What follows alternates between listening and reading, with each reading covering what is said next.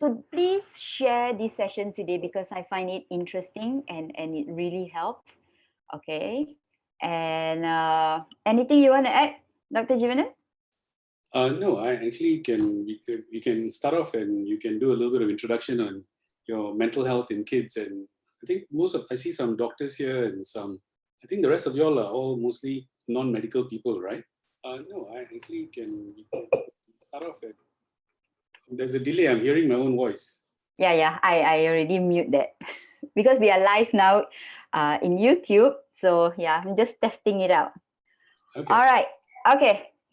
So I'll let you walk through your slides, walk through your presentation, and then I'll come in terms of mental health, in terms of kids when they going through some challenges. Especially nowadays, we have a lot of kids, right?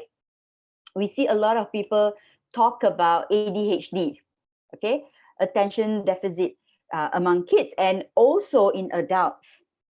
So on and off, I'll come and interrupt your session. I'm going to ask you a question, and all of you online today, if you have any questions, please post. Okay, if you don't want to do it publicly, you can, tag.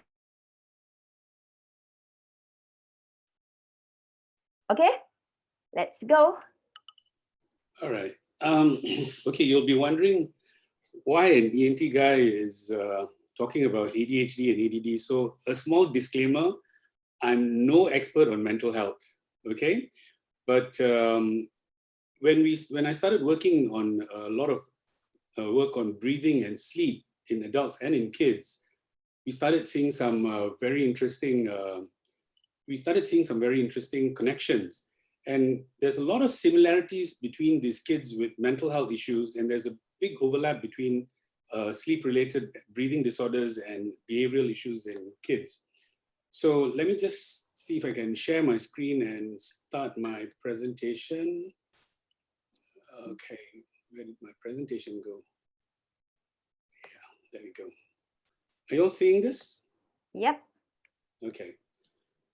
So childhood behavioral problems, what's it got to do with ENT? Let's give it a go and see what I'm going to talk about. Now, this is a very interesting article that I know both these authors of this paper in 2018. Peter Catalano is an ENT surgeon from Boston, and John Walker is a dentist from Boston. And when this article came out, it was very interesting for us because we've been actually dealing with this condition for a long, long time, but we never sort of connected the dots. So just to share with you, they say that is the answer right in their nose? And the sad part is people tend to underrate the importance of nose and underestimate the value of breathing. And they're very interesting things that we're going to look at today. So if you look at this, one of the ways that we can actually reverse a lot of the symptoms of ADHD, I put here symptoms of AD and ADHD symptoms because there's this overlap between breathing disorders and pure ADHD. ADHD is actually a very complex problem, and I think you all are well aware of it. So, but when we have these children who struggle with behavioral issues and learning disabilities, what we have actually found is one of the main underlying issues is healthy, unbroken sleep. And the big key word here is unbroken. And when we find that these kids are actually, when they're sleeping, they have a lot of interrupted sleep, and it's because of nose block. So we need to really have a physiological basis and understanding for this underlying cause. So the key to great sleep is actually healthy breathing through the nose. Now, nasal obstruction, again, when we look at it, predominantly occurs at night. And when you have nose block, the way the air flows inside the nose causes, conversely, a relaxation of the throat muscles. So what happens is the child's actually getting strangulated and they're suffocating. And when that happens, they don't get enough oxygen. And when your body doesn't get enough oxygen, it's like when somebody comes after you with a knife, you sort of get into this sympathetic response, which is driven by adrenaline, We call it the survival mode. And what actually happens is every time you're actually breathing, you're actually suffocating, and you bring about this sympathetic response, which is driven by adrenaline. I'm sure you know what adrenaline is. And what happens is this leads to a anxious, hyperactive, unfocused child during the day because this process is continuing right through the night. When they wake up, the effects of this carries on towards the day. Now, if you just imagine this happening every night, right through the night, every single day for months to years. Now, what you're actually looking at is a catastrophic consequence on behavior, physical health, and intellectual development. And you can see that even from literature, in the 60s and 70s, the diagnosis of ADHD was only about, if I'm not mistaken, about 20 to 30%. But today it's as high as 70%. So there's something definitely going on here, and this may not be the only issue. ADHD is such an all-encompassing issue that, but we realize that this part of it is one major part of it. Now, I'm just going to explain to you or show you what are the symptoms of SBD. Now, SBD is basically sleep-related breathing disorders. And if you look at the symptoms, let's see how much overlap there is of sleep-related breathing disorder and behavioral problems. Hyperactivity, shorter attention spans, unexplained anger or depression, poor school performance, snoring, bedwetting, night bedwetting, slouched posture, poor appetite, messy eating habits, headaches, frequent open mouth breathing. So, you know, when you look at a child watching TV, or, you know, when they're doing some work or they're playing, they have this very typical appearance, and I'll show you pictures of this. And if you leave this for many, many years, this is going to change to delayed cognitive development, stunted physical growth, and also very poor development of the upper and lower jaw. And that causes even bigger problems. This concept or this idea has not been, it's not new. It's been around for a long, long time. But unfortunately, we've all been very compartmentalized. The dental guys are doing their own things. ENT guys are doing their own things. Pediatricians are doing their own thing. So everybody is sitting in their own cocoons. But if you look at this paper, which was published in 2009, they were already talking about mouth breathing and adverse effects on facial growth, health, academics, and behavior. Now you look at the child, this 6-year-old child, and at 9 years old, things were okay, look at the teeth here, look at the facial profile, good cheek development, everything was good, but the mouth is not closed. And look at 3 years later, the skull has become narrower, the face has become oval and elongated, the teeth have now got crowding, everything has changed. So now do you understand that this is actually a protracted problem that happens over a long period of time? Same thing when you look at the wart, okay? So now when I look at a person, when I look at a child, I tend to look at the teeth. And when I look at the teeth, it gives me an idea of what's actually happening in the nose. And you can just rattle off all the symptoms. These are the kids who've got restless sleep. They tend to move a lot in their sleep. They tend to sleep with their mouth open. They kick a lot in their sleep. They grind their teeth in their sleep. They tend to, you know, they tend to clench. They tend to have bedwetting. You can just tell all this and the parents will be looking at you as if you're some, you know, BOMO who can read what's happening to their child, but actually it's not. It's all scientific. Yeah, just to add to that, like for counseling point of view. Sorry, you're saying counseling point of view? Or you know, grind the teeth and all that. We will relate that to mental health, but we don't really relate that to the breathing. You know, about the structure of your nose, your jaw. We don't really that, because as far as we know, it's related to your mental health and how does this, you know, contribute to their behavior, to their attitude, and to their development. Correct. Okay, for those of you who, you know, just tune in and all that, today's session is on breathing, especially in kids, and also for those children who have attention deficit hyperactive activity disorder. Yeah. So short form, we call it ADHD. All right. Some of the symptoms, if you look at it, it's, you know, in child, and also if you really look closer, there are some adults who display these symptoms. Okay. So for example, they are unable to focus. They have, you know, they are not settled in their emotion. They like to interrupt people. You know, they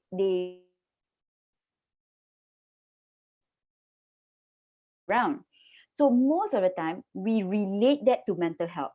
And for a counselor, we cannot diagnose and we cannot give you medication. We will always refer you to the experts. Yeah. So the expert will do further assessment, okay, to tell whether is this a ADHD or not. So now we're coming from a different perspective where we have our ENT doctor, Dr. Jeevanan from Pantai Cheras and Pantai KL, to explain more that when there's disruptive in your nose, your nasal and your jaw, it relates, or can I say it, there's a connection between, you know, the mental well-being and also the breathing. Yeah, Dr. Juna, you can continue now. Sorry. I Now, just want to add on to that. Yeah. you know, the problem is it's such a Mm-hmm. big area, and we've taken a next story. We really don't know what happens first and what comes after, you know. Yeah. But I think from what we know right now, I think what main aim is people should be more aware, and they should have a high index of suspicion in these kind of kids. Because if you pick them up early enough, all right, before they go through years of, you know, you know, we were talking about how this effect actually goes like 5, 6, 7 years. The shorter the duration of the disease, it's easier to correct them and to put them on the right path. The more longer the adaptive process, the more longer the behavioral issues, it becomes habitual. And to correct something that's habitual, even when you correct the structure and the function, the correction of the behavior might be much more difficult because it's already set in. Mm. You know, then it becomes a big challenge. So that's why I said the whole idea is to make people aware that these things are very, very important.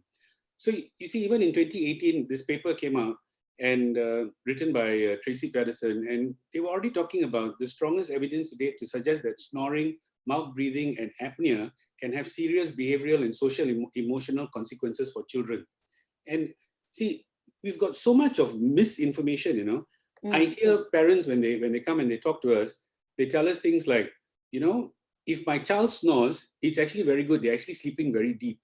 They're actually getting good sleep, which is the exact opposite of, you know, what's actually going on, you know. So these are the kind of, you know, misinformation or poor understanding that we need to correct in these kind of things. So if you look at this picture, this is probably a teenager, and this is how we pick up cases, you know. Like one look at them, and you know that these patients have got a breathing problem. They have that very tired eyes, crooked nose, they've got the receding chin, they've got a very flat face, they've got small airways, they've got bad posture, and they've got this narrow face. And I'll show more of it. Okay, so we are here not to scare you, yeah? It's to create the awareness so that if you look at all these symptoms, all right, there might be possibility that, you know, your child or maybe you have some sort of breathing difficulty or issues, which will relate to your mental well-being. So this is to educate and to share, okay, what we know, and there's a lot more research out there. There's a lot of things that we can explore. So please. Yeah. So you see here, sorry. So you see here, if you take a normal growing child, see, the foundation has to be very good. So we understand now breastfeeding is very important. It is not just from the milk point of view, but how you breastfeed basically trains you how to breathe, swallow. There's an integration between all these things. And how long you breastfeed, the longer you train, the better it is. So, you know, you've got issues where parents have to go back to work, they start express breastfeeding, and they start bottle feeding them. These are all things that we would need to try to avoid. And then prolonged bottle feeding, and that's another bad thing which causes very bad jaw development, thumb sucking, pacifier use. All these things have got detrimental effects. So if you see, if you actually follow the normal path, big face, good jaw development, everything looks good. Now, the moment things go wrong in terms of structure, oops, sorry. You can see, look at the difference between this. The face is becoming longer, narrower. So as an ENT person, I look at the breathing passage. It's like a tube within the outer box. So if the outer box is big, the breathing tube is also going to be nice. But if you can you imagine what's going to happen to the breathing tube in this picture down here? Everything's going to be scrunched up inside here. And when they don't breathe well, they don't sleep well, that's when you're going to get all the... So it's like a cascade of events that's going around in a vicious cycle. And this is from a good friend of mine from Australia, who deals with this product called Healthy Start. And she says 9 out of 10 children suffer from sleep-related breathing disorders. And a lot of them are actually, when we don't assess their breathing and their airway, which is an ENT job, what actually happens is they go to peds and they become labeled as behavior problem kids. And then they go down one pathway of addressing behavioral problems without dealing with the main cause of it. And we feel that if we deal with them, the majority of them are actually just breathing and sleep disorders. They are wrongly being labeled. And if we correct this, it may not be a behavioral problem at all. this is another very interesting thing which I came about. Our skulls are actually out-evolving us. Do you know what this means? It means that the skulls that our forefathers or ancestors had is very different from the skulls of our young people today. And it's an evolutionary change which is happening. But unfortunately, this is an evolutionary change which is happening in a few hundred years and not a few thousand years. So only in the last 200 to 300 years, our skulls have actually changed into very dangerous and troubling ways. Now, when we look at the skull, we look at the teeth, we look at the bite, we look at the narrow jaws and the crimped nasal airways are a modern phenomenon. So there's something going on here that we don't really understand. And this may be the price of urbanization, industrialization, the kind of food we eat, the kind of exposure that the parents are getting, cigarette smoking, all these things are making our jaw develop much more, our skull developing much more solid. So when you look at this 300 years ago, almost all humans had straight, perfectly aligned teeth, wide jaw, flat palates, and large nasal airways. And this has changed over just a few hundred years. So if you look at our ancestors, they had skulls like this, very forward protruding cheeks, forward protruding jaw, but look at what's happening now. All right. And a lot of the ideas when we look at adult patients, they all have crowded teeth, they've had dental work done. I mean, when we talk about dental work, braces, and they all have impacted third molars. So when you have third molars that are not coming out, it basically means your skull is small enough or not big enough to accommodate your 32 teeth. That itself tells you something, right? And then we also have to understand that skeletally, what you see is here is downstairs, what is happening is upstairs, and this is one big home. So when the structure and beams and all that change, what happens down here is also going to affect what happens up there. I know it's a little bit hard to follow, but look at hunters and gatherers and look at modern industrial. Can you see how the skull is actually sort of crimped in, So this is the understanding, the structural understanding of what is actually happening functionally in all these kids, that are growing now. So I'm not going to go through this because it's a little bit more scientific. So how you breathe determines how your face grows and how your body functions. And that's what we talk about. Breathing and, your emotional and your social and your well-being, how it actually takes a bit. I'm going to stop for a while and I'm going to run a video that I want you to see, okay? Okay. I've been a dentist for 42 years. I've been doing orthodontic treatment for 42 years. And I have a general practice. I'm not an orthodontist, I have a general practice. And we're confronted by children like this all the time. And when we look at these patterns that this boy's got, what do you see here is the major issue that this boy has? What's he breathing through? He's an habitual mouth breather, isn't he? And the result of that is he has some irregularities of his teeth. And it's very easy to look at this as a problem of someone with crooked teeth, and his teeth are crooked. And one of the problems that we have in therapy today throughout the world, that orthodontists tend to look at this as a problem of crooked teeth. And so what they do is they think, what mechanics, what system can we put on here to move those teeth into a better position? What I'm trying to say is that that boy is a sick child. How do I know he's sick? Because he has crooked teeth. You see, when you get good facial growth and development, you end up with straight teeth. And so if you see a child that hasn't got crooked straight teeth, then you know there's some imperfection, some problem with the growth and development of the cranium. I mean, what's in the cranium? Nothing really important, is there? I mean, your brain, pituitary gland, your eyes, your ears, your nose, your mouth. Nothing really important in there. And so is it important if that part of the body has grown well? It's a pity really that the dentist got a hold of this area of treatment because they look upon it as a dental problem. But what he has is a breathing problem. So you see where that basically summarized what I just said. So you have to understand why I'm actually taking details to explain the skeletal part of it. It looks a little bit complicated because you must know what you're seeing are the effects. but you have to know where these problems are coming from and how you have to deal with them. When you see children that are habitual mouth breathers, then not only do they have crooked teeth, of course, but they're also sick children. What I say is to parents, the single most important thing you can do to improve a child's health is to establish nasal breathing. And so that's what we're trying to do. As my part of my orthodontic dental treatment is to try and get healthier children for life. And you'll only get that if you establish nasal breathing. And if you fail to establish nasal breathing, then the child will have crooked teeth because they will have an interrupted or abnormal growth and development of the face. So if you want to see what actually happens next when you actually now breathe through your mouth.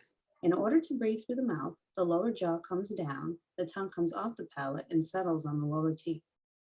Nasal breathing is the correct way for air to enter the body, and during nasal breathing, the tongue rests at the palate and the pressure of the cheeks is balanced by the tongue. During mouth breathing, the pressure from the cheeks is unopposed by the tongue. The oral system becomes unbalanced and results in the deformation of the upper jaw, creating a V-shaped arch as opposed to a correct U-shaped arch.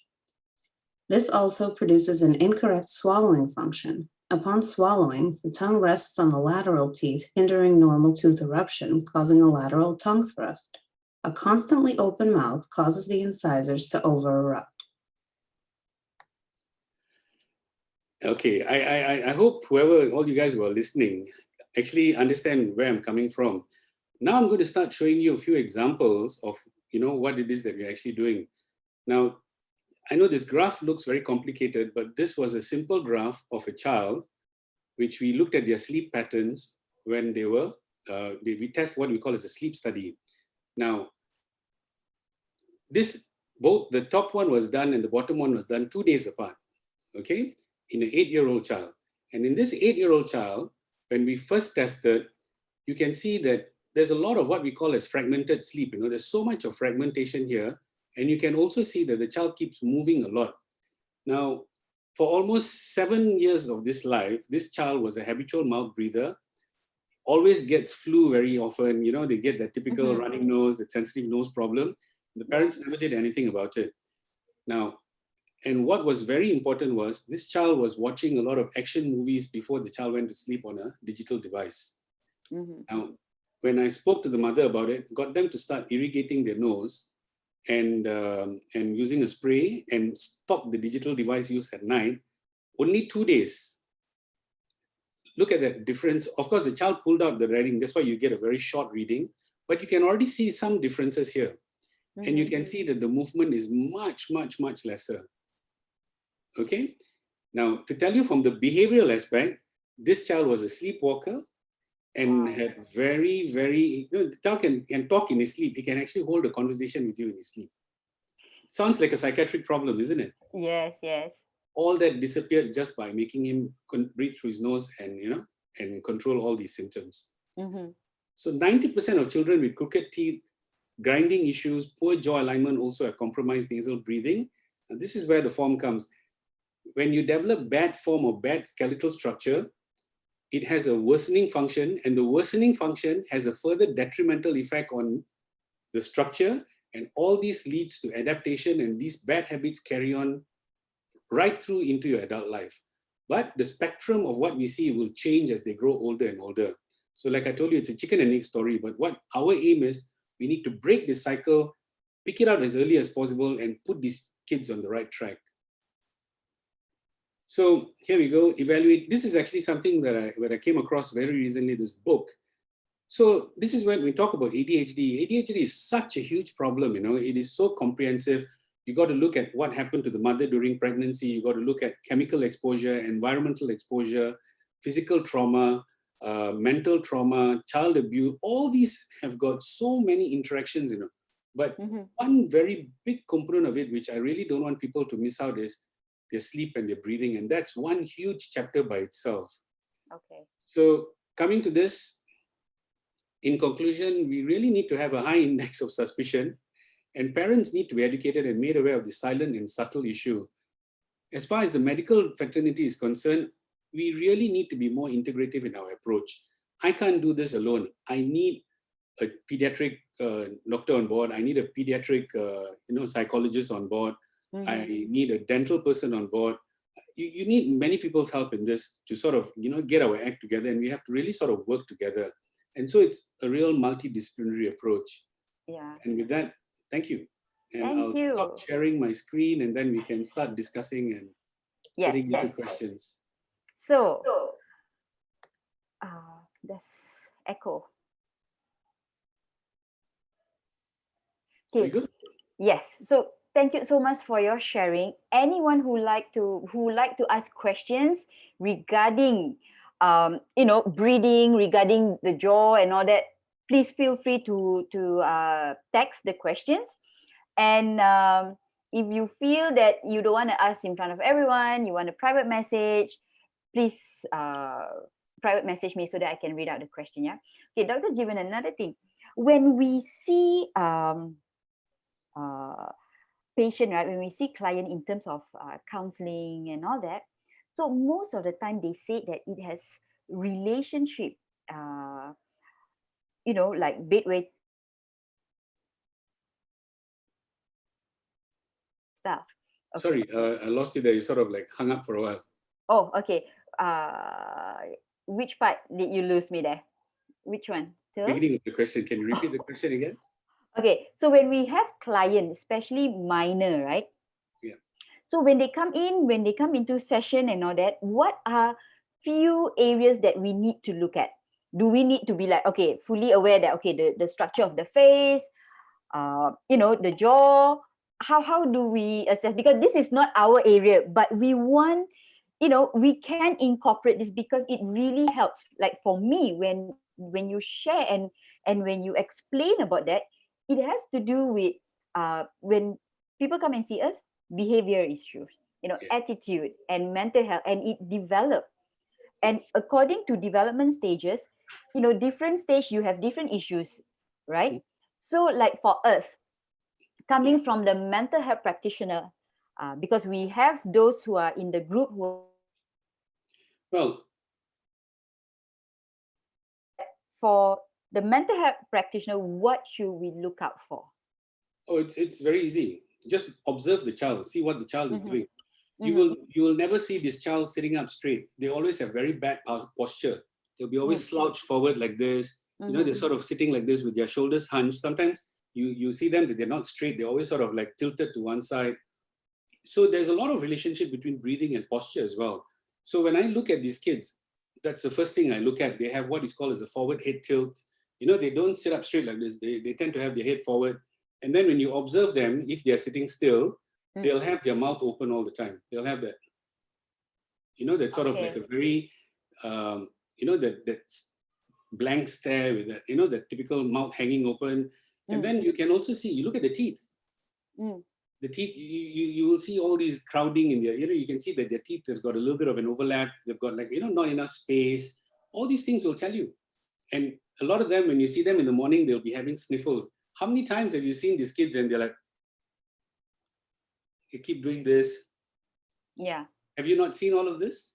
Now, that's why I said, these are all very subtle points that you have to really look out for this. So this is why I always tell my doctors as well. I said, when you look at a patient, it is not just looking at blood results or looking at what the patients are telling us. The patients tell us 10%. But when you observe these kids, as you're talking to them, I'm actually observing all these kids.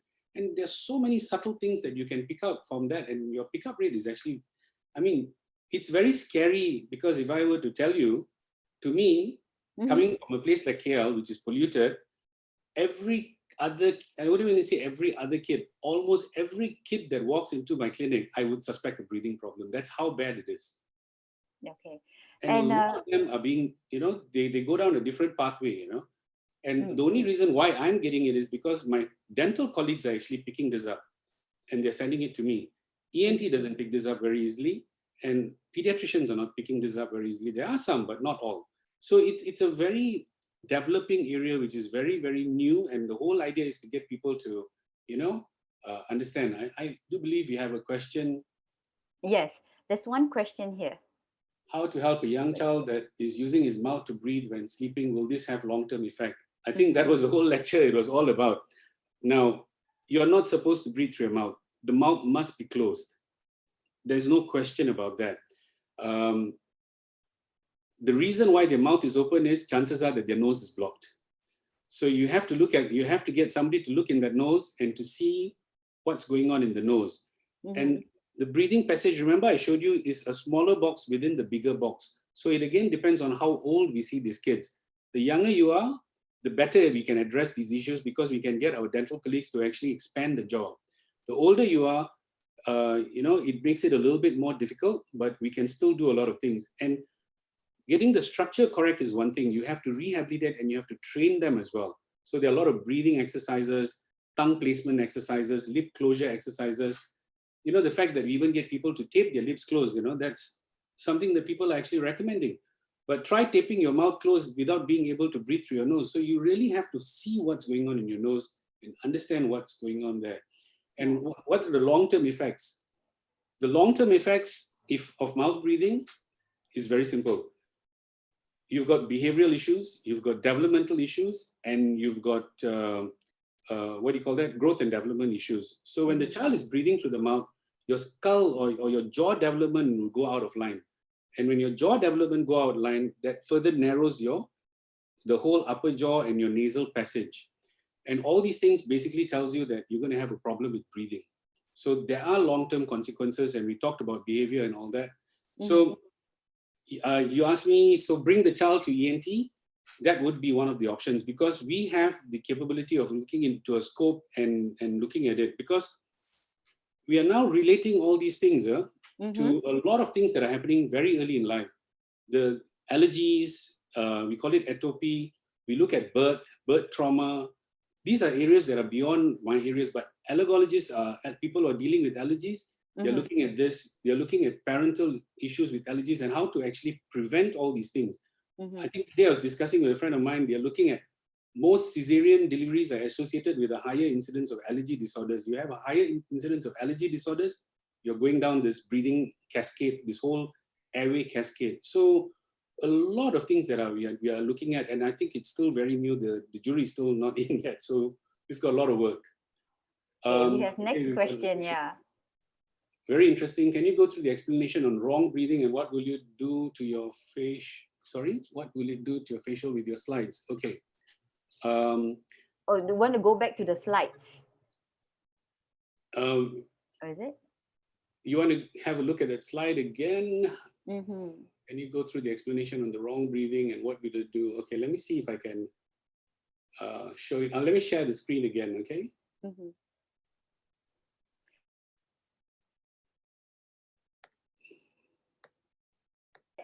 The way they sit, the neck, and the teeth. Yeah. Right? I didn't want to put, because I've got lots of other pictures as well, but I thought it would be a little bit too complicated for non-medical, Yeah. Okay. So when you breathe through your mouth, what's going to happen is you're going to develop this very, very narrow, elongated face.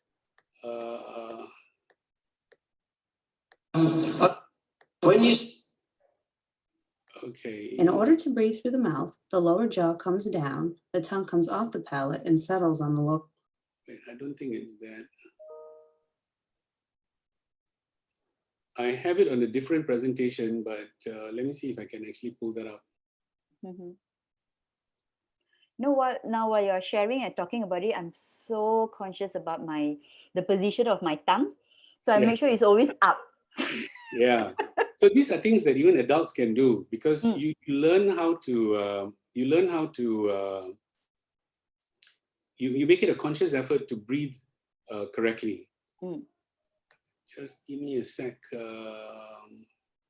Okay, so while waiting for Dr. Jeevanan, so another thing that you can do is make sure that your tongue is on top, okay, for nose breathing. And also if you can bring your teeth like this and make sure that you are aware of it, so you can, you help. And I also have people who coming when we teach them about deep breathing and all that, they find it difficult to do, because suddenly after some time, right, during the deep breathing, they find it's so difficult to breathe because there's tightness in their chest. Yeah. So now when Dr. Jiwal was sharing about this, I kind of relate it, but there's no evidence. It's just my personal thing that I observe. When we do deep breathing, you must really go deep in and then hold it for 2 counts with your nose and your passage. It can be a challenge. Yeah. So just look into this. Maybe it might be some sort of symptoms that you need to address on your breathing. You can do a lot of mouth exercise, tongue exercise that you can help to look at your breathing structure. Yeah. Okay, you got the slides yet? No, 1 second. Okay. I'm trying to find a video that I have, Uh-huh. which will perfectly explain this. But as usual, when you're looking for a particular video, you'll never find it. Yeah. So any other question? Can you just type the question so that Dr. Jiwanan, will be able to read it and he can answer those questions, yeah? So if you have any mental health questions, I'm the person you can, ask questions. Then if he's in ENT, he's the expert. Okay, let me just... No, not this. Gosh. Good. Okay, anyway, I think what we'll do is we'll take those questions. I just can't seem to find it right now. Okay. Let's take the other questions first. Let me come back here. Vivian, I'll try to explain it to you, okay? When you breathe through your mouth, what actually happens is your jaw is actually comes inwards and your lower jaw actually moves backwards. So you get what we call as very flat cheeks. And when this thing goes crimp-tim like this, your whole skull actually goes in. So you develop what is called as a convex facial, a concave facial profile, and you get a very narrow, elongated face. And when that happens, it affects everything within your breathing passage. It actually sort of crimps your breathing passage together. So that's basically what it is. Nick, when a child has ENT surgery such as tonsils and adenoid, it doesn't always fix the mouth breathing. Can you predict who will and who won't spontaneously mouth breathe after surgery? Okay, I know where this question is coming from. Now, a lot of the times, classical ENT teaching is to get us to remove adenoids and tonsils. I've actually moved in reverse now. I actually now address the nose first and establish nasal breathing. That means by getting the lips sealed, they close their mouth and they breathe through their nose. And a lot of the times I find that they settle down by themselves. But I do still end up doing some nasal surgery, and a lot of the times I do address the adenoids, but I'm not aggressive. So I give time for things to settle, and if they have skeletal issues, I get my dental colleagues to actually work on the skeletal structures as well. Okay, we have another question from Yuer. Any signs need to observe on a child before bringing a child related to mouth breathing during sleep? Yeah, if your child is having restless sleep, they move a lot during sleep, they grind their teeth, they kick in their sleep, they tend to drool, they tend to, sometimes they tend to make sounds in their sleep, snoring, definitely. All these things are things that you would look for and should give you an adequate warning that there's something wrong with their breathing. And in terms of behavior, even though they don't get good sleep, and this you see in older children, this is purely observational, they have problems waking up in the morning. You tend to keep harassing them to wake them up, and then they tend to be very dopey in the breakfast table. And then when you drive them to school, they tend to sleep off in their car. And these are kids who are getting their 8 to 10 hours of sleep, and yet they're doing this. You have to have a very strong index of suspicion that something's going wrong. And conversely, when they don't get good sleep, the younger the children are, when they don't get good sleep, they're hyperactive during the day. They have very short attention span. They've got very poor attention. They cannot focus. They cannot concentrate. So all these things are things that are telling us that something's not right. Okay, Lakshmi, how about adolescent adults who are diagnosed as ADD? Some of them do not show any obvious symptoms of ADD, but psychiatrists diagnose them as having ADHD and prescribe them with medication. Yes, I work very closely with my psychiatrist, and a lot of these patients actually have breathing issues. a fair number of them. I wouldn't say a lot. I don't have the figures, but I get a lot of referrals from her. And the problem is, if we don't diagnose them early and they've carried with them all these problems, it's a lot more challenging. And especially in adults with sleep apnea, you find that there's a very strong association with depression. And when you treat the sleep apnea, the depression actually gets better. And the problem is when you start putting them on medication, it complicates things a little bit. It changes the sleep, it changes the sleep cycle, and it becomes much more harder to establish the diagnosis. But my aim as an ENT surgeon is to make sure that they understand that it's all about breathing and to make sure that they breathe through their nose. Breathing exercises, okay. Basically, we look at a lot of breathing techniques, but it's not just breathing exercises. We use things like Buteyko breathing. We even use some form of yoga as well. And there's a lot of tongue exercises, and we call this myofunctional therapy. I'll just type it down here. You can actually YouTube this. And there are very specific exercises for very specific conditions. So these are basically to retrain the muscles of your jaw, your swallowing, and so by retraining your position of your tongue and all these things, you're doing the second thing of correcting. So you need to correct structure, but at the same time, you need to correct function as well. So all this is very integrated. Okay. Let's see, anything else? No, so far that's the question. Okay. Let's see. Okay. So anyone else who have any questions? We have the doctor here, so feel free. Oh, okay. Hold on, yeah.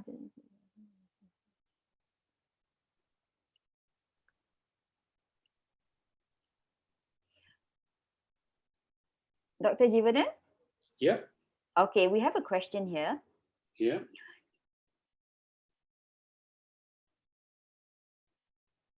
Okay, admitted due to... Sorry, I didn't get the question, sorry. You keep getting sort of like hung for a while. Yeah, okay, what I'll do, I'll just... Okay, this is an interesting question. Are we supposed to use our nose or mouth to breathe when running? Simple question. Why do you need to use your mouth to breathe? If you need your mouth to breathe when you're running, it means that there's something wrong in your nose. I joke with my patients, if you think that breathing is either breathing through your nose and breathing through your mouth is interchangeable, please try eating through your nose. It doesn't make sense. The nose is such a specific function that your air has to go through your nose because it's got humidification, filtration, it sterilizes the air before it gets into the lung. And there's certain chemicals that are added to it that even increases your oxygen uptake. It sort of, dilates or widens your blood vessels in your lung to enhance your oxygen extraction. Now, tell me if you're breathing through your mouth, whether any of this actually happens. Zero. So again, I give an analogy to my patients that breathing through your nose is like drinking the cleanest spring water that you can ever find. Breathing through the mouth is like taking septic tank water and drinking. Okay, that's a simple analogy. So when you're running, you need to control your breathing through your nose, and you need to increase the rate. Rather than taking in deep gasp or deep breathing, you're actually doing contrary to what you're supposed to do. So like, to give you an idea, now with COVID-19, everybody's wearing a mask, okay? Yeah. I'm beginning to see that a lot of people finding it very uncomfortable to use that mask, and they tend to bring it down below their nose. And one of the things is, it tells me that you guys have got a problem breathing. So a lot of people who've got breathing problems have got these underlying issues which have been lying silent and subtle without you knowing. But I'm not telling you as an ENT surgeon that you need to go and get your nose operated. Please don't do that. That's the other extreme of it. Please understand that surgery is not the sole answer for this. You do surgery to restore some structural resemblance. But what's more important is you need to train yourself to restore function. You need to make a conscious effort of breathing through your nose. Okay, there are a lot of questions now, sorry. Yes. Regarding mental health, anxiety can cause tightness in the chest wall, which can be muscular. Can managing one breathing relax the chest wall? Okay, that's a little bit Okay, I'll be very honest with you. I use a body worker or even an osteopath. Now, we find that a lot of these things are actually related to posture, because when you slouch, when you tend to sit forward, you have a very constricted appearance. And when you're anxious and you're breathing through your mouth, this may be a relationship. And when we correct breathing, we also correct posture as well. Some of us do. And when we do all these things in unison, you see a lot more improvement. So Nick, it's not an easy question to answer, but I hope I've actually given you some idea of it. So again, you need to control breathing, but you have to make sure that your nose is good. And at the same time, you need to correct your posture. Vivian, how about swimming? Yeah, swimming is a different ballgame altogether. You learn how to breathe through your mouth. So I've got no real, I can't really comment about that because that's how people swim. But when you're not swimming, I guess, when you're doing your day-to-day stuff, please use your nose. How about kids age 1+ and 4 who doesn't get enough sleep and also showing signs of flu and allergic? Yes, very, very, very much. It is very, very related. Now, when you talk about allergies, right? Number one, if we are talking about what we call as atopy, you go down a cascade of events, and this can be genetic. You inherit from your parents. If one parent has it, the risk of the child developing it is probably around 20 to 30%. If you have 2 parents, it's as high as 60 to 70%. And they follow a particular cascade. You start with colic, eczema, atopic dermatitis, and then you have something called bronchiolitis, where they get a lot of, we call it upper respiratory tract infection. They're very chesty, they're very phlegmy. And then they get on to develop pediatric asthma, and then they develop allergic rhinitis. Now, this is a whole cascade of events that's going on. It's an immune-mediated problem. So you have to understand that if you don't deal with the immune system problem, it's going to be a huge impact. And the reason why you say that, it affects with breathing, because the immune system in a child actually sits in the nose, the adenoids, the tonsils. So you may have a skin problem, but the immune system is overworking itself. And when your adenoids get enlarged, your tonsils get enlarged, you will get mouth breathing. And your mouth breathing now, as you know, has got a further cascade of events that are taking place. And it just goes in one very vicious cycle. So it is not, and a lot of doctors, I'm sorry to say this, but we have been seeing this for years and years and years. And they all keep, don't worry, you will outgrow this, you will get better by itself, you don't have to treat. Please, it's the worst thing that you can do, because you must treat this. You have to be aggressive in your treatment, and you have to get things right from a very young age itself.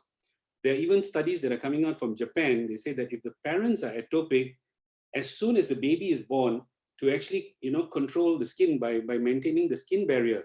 Because when the skin barrier breaks down in atopy, that's when your immune system is getting sensitized to all the allergens and all the problems, which is sensitizing your immune system for airway problems 4 or 5 years down the line.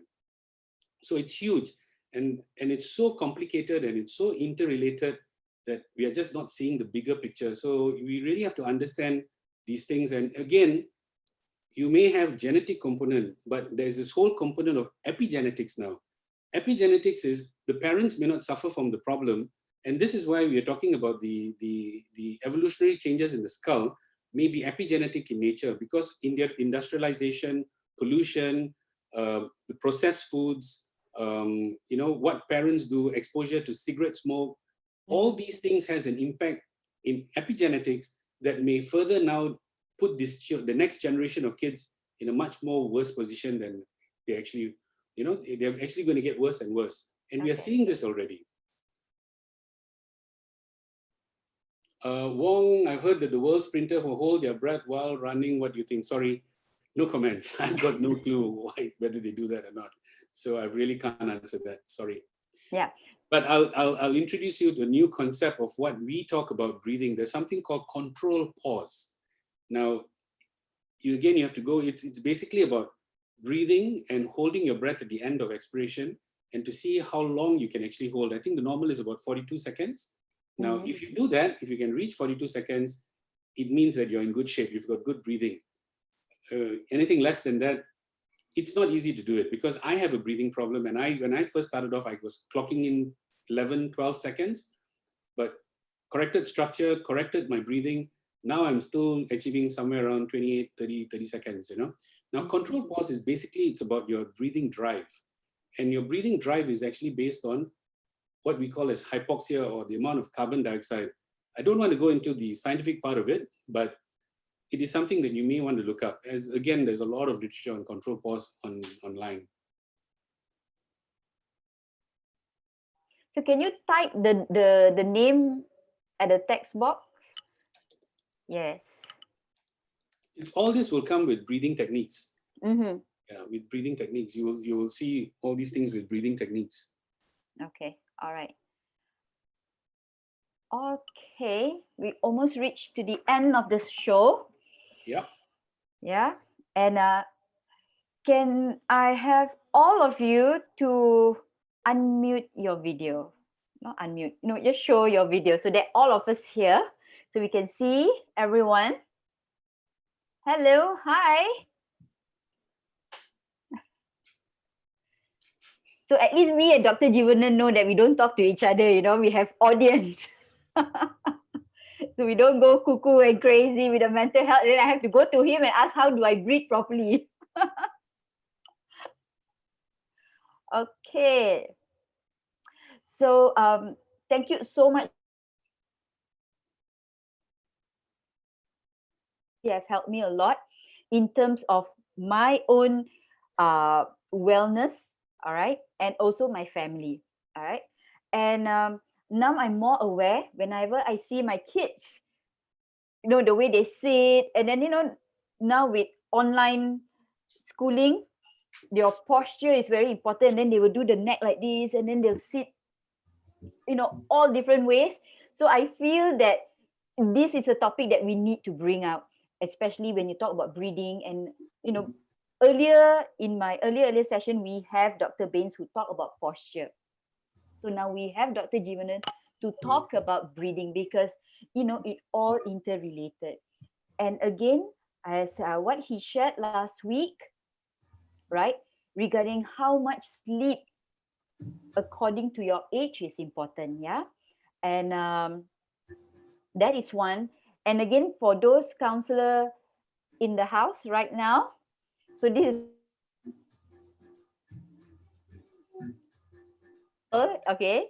So we need to add on the mouth, the posture, the neck, the head. All this plays a role, and it will benefit a lot. And all of you who are not mental health expert, this is a very good thing that you can share to the rest of them.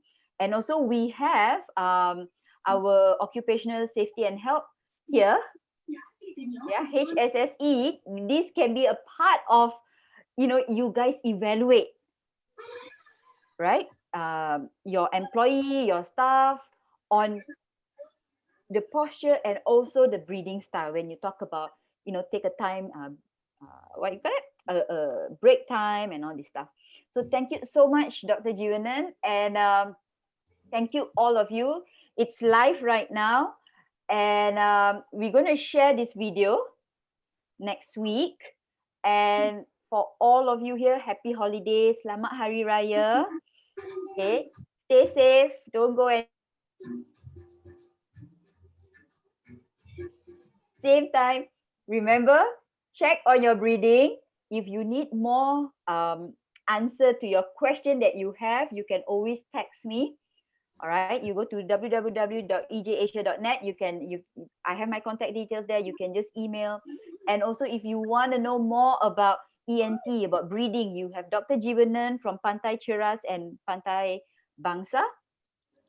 And we have been working closely in terms of, to put these two together. So there's more to it. I will definitely share, tune in. And Dr. Jeevanan, anything that you like to add? Oh, I think I've spoken enough. That's why I'm just like keeping quiet, let you talk. Because it's not easy to get you, I know. Yeah. I think right. you've had your own personal experiences in this area as well. So yeah, that's what sort of, opened your eyes to this as well. So yes, it's really interesting. So Sangeeta has been exposed to this this area for 3 years now. Sorry, I didn't hear you. Can you please repeat? I've been exposed to this area for about 3 years now. I've been sort of harping about it to you for about 3 years. Yes. Yeah. Yes, even longer. But then there's some this connection between. So You know, even mental all of health us. people, counselors, they tend not to listen to doctors half the time. Hello, that time I was not wearing mental health hat, okay? I was wearing a mom hat. Okay, so now we can see the relationship, and moving forward, right? We will have more session like this. I will arrange few episode with Dr. Jivanan, right, for him to be on board. And if you have any questions, please write to us. You can see him, you can see me, you can see anyone that you feel that you need to get more uh, experience or opinion. Yeah, so thank you so much for your time all